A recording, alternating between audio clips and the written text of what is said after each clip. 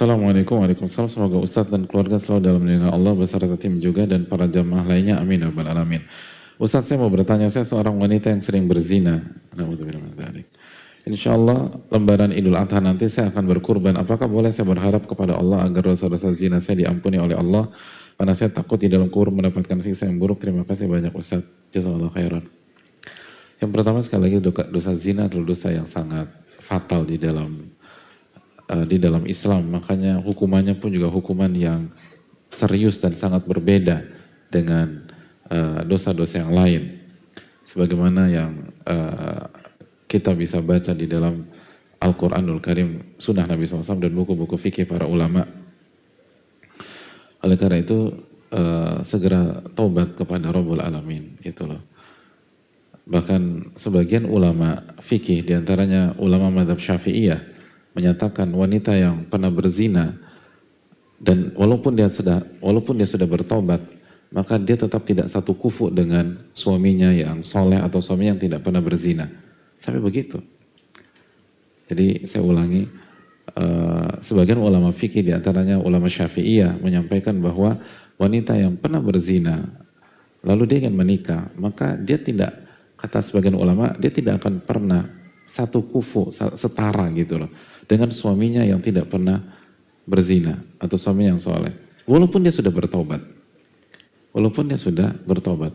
Saya pernah menanyakan masalah ini ke salah satu masyaikh atau salah satu guru kami. Saya bilang, bukankah at-ta'ibu minadz-dzam kaman la dzanbalah, bukankah orang yang bertobat seperti tidak punya dosa? Iya, kata para ulama, betul. Tapi dampak buruk dari dosa kan bukan hanya dosa, ada hal lain gitu loh. Dampak buruk dosa bukan hal lain. Gitu loh. Sama.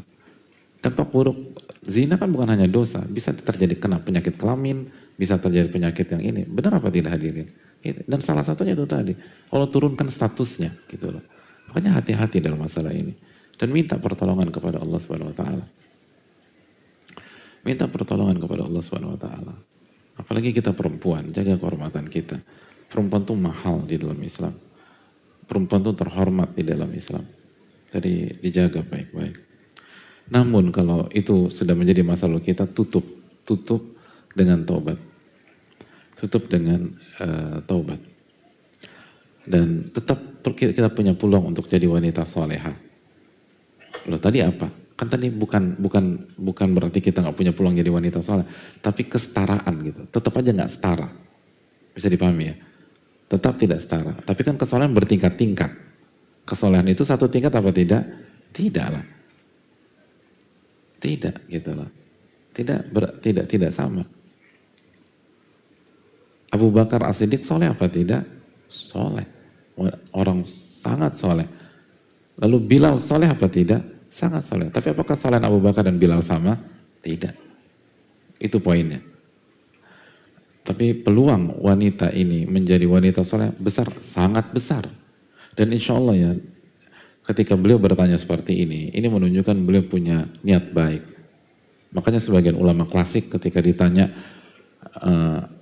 saya khawatir saya munafik karena saya melakukan ini gitu. Kata mereka, insya Allah Anda bukan orang munafik. Kenapa? Karena orang munafik tidak khawatir dirinya munafik gitu loh. Jadi ketika Anda bertanya, saya khawatir munafik, insya Allah Anda bukan munafik.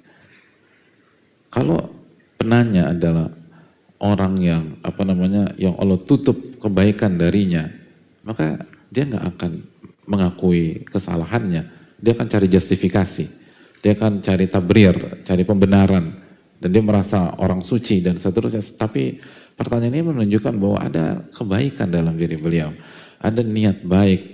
Bahkan beliau berharap agar dosa-dosanya diampuni oleh Allah Subhanahu wa ta'ala. Maka Allah ta'ala bisawab, ulama menjelaskan bahwa insya Allah bisa.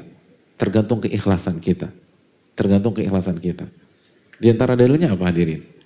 Di antara dalilnya. Tapi saya sebelum sebutkan dalilnya, beliau berharap dengan amalan apa dosa-dosanya diampuni oleh Allah? Dosa zinanya berkurban. Oke. Masih ingat hadis tentang seorang wanita bagi yamin bagaya Bani Israel. wanita pelacur itu yang melihat seekor anjing tawaf mengelilingi sumur, bukan Ka'bah, sumur, terus kehausan, yalhath, anjing itu menjulurkan lidahnya, kehausan. Lalu apa yang dilakukan? Maka wanita itu turun ke sumur, lalu naik lagi sambil membawa sepatu bootnya yang sudah terisi dengan air. Lalu diberikan minum kepada anjing tersebut.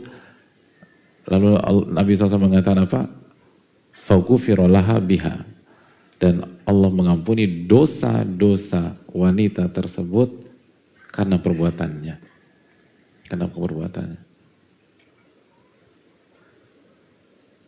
Jadi memberikan minum seekor anjing itu bisa menghapuskan dosa pelacuran. Profesional dalam masalah bab ini. Dan mereka bukan hanya sering, bisa jadi sehari beberapa kali. Jadi kalau memberikan minum ke anjing saja, itu bisa menggugurkan dosa zina, apalagi berkorban. Apalagi berkorban. Oh, saya baru tahu Pak Ustadz. Iya. Tapi jangan salah paham. Hati-hati. Jangan pulang dari kajian ini zina. Bro, gue baru ingat. Tetangga gue punya 3 anjing. Nah, udah kita check-in aja, nanti kita beli susu. Kalau air sumur aja dosa diampuni, apalagi susu. Ini bahaya.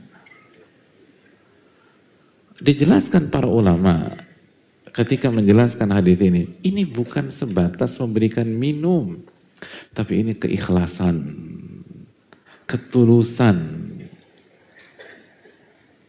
beramal tanpa pamrih, tanpa ingin dipuji dan berharap dipuji.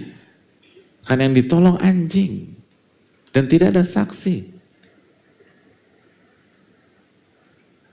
Anjing gak akan bisa mengatakan syukron, terima kasih, thank you, dan lain sebagainya. Atau jazakillah khairan kathiran, barakallahu fiqh, wazawwajakillah, dan seterusnya, gak bisa. Anjing hanya menggonggong. Dan dia masuk ke sumur. Wanita loh masuk ke sumur. Itu kalau dia gak tulus, mana mau ambil resiko seberat? Itu resiko loh. Kalau dia salah perhitungan, nggak naik lagi. Jadi ini menunjukkan tentang ketulusan dan totalitas dalam beramal, totalitas dan mempertaruhkan sesuatu ketika beramal, itu penting. Maka apabila kita berkurban, ikhlas karena Allah dan kita benar-benar perjuangkan dengan harta kita, maka insya Allah akan mengampuni dosa-dosa zina kita dan tetap kita punya potensi untuk menjadi wanita salehah. Wallahu ta'ala bishawab.